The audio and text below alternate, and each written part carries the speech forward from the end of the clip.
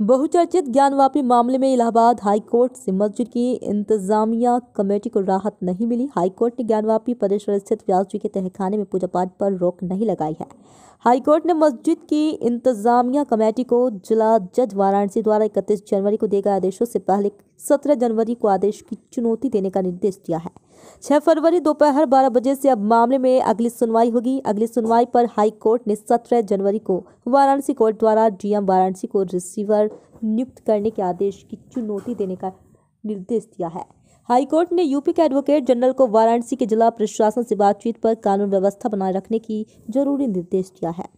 दरअसल ज्ञानवापी परिसर स्थित तहखाने में व्यास जी के परिवार को पूजा अर्चना करने का आदेश जिला जज वाराणसी ने दिया है। मस्जिद कमेटी ने वाराणसी जिला जज के फैसले के खिलाफ इलाहाबाद हाईकोर्ट में अपील दाखिल कर चुनौती दी, जिसमें कहा गया कि मामला पूजा स्थल अधिनियम 1991 से बाधित है, इसलिए निचली अदालत को मामले में सुनवाई का क्षेत्राधिकार नहीं है। लेकिन मंदिर पक्ष की तरफ से कोर्ट में पेश हुए वकील विष्णु शंकर जैन और विनीत संकल्प ने मुस्लिम पक्ष की याचिका का विरोध किया।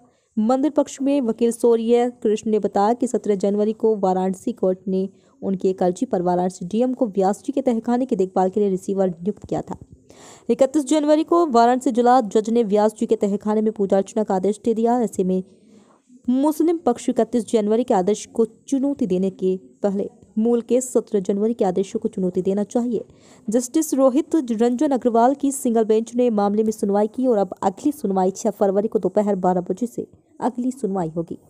तहखाने में पूजे की अनुमति मिली है, उसके खिलाफ आज मुस्लिम पक्ष यहां पर पहुंचा था। क्या कुछ कोर्ट में सुनवाई हुई है और क्या कुछ आदेश कोर्ट ने पारित किया है?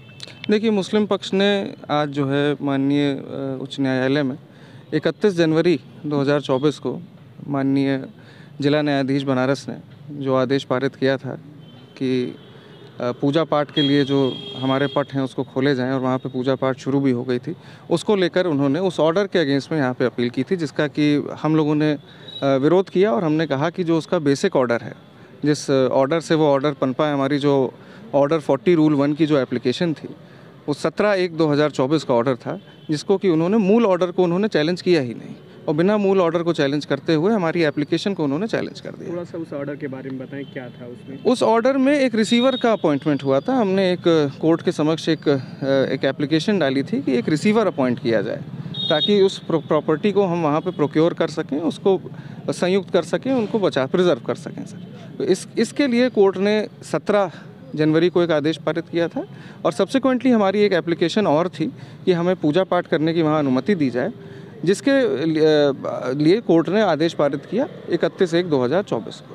अब क्या स्टैंड रहेगा आगे? अब सर 6 तारीख को उन्होंने माननीय उच्च न्यायालय ने यहाँ पे डेट लगा दी है और ये बोला है उनको कि अपनी जो अपील है उसको वो अमेंड करें और 31/1/2024 की जगह जो 17/1/2024 का ऑर्डर है उसको वह चैलेंज करें।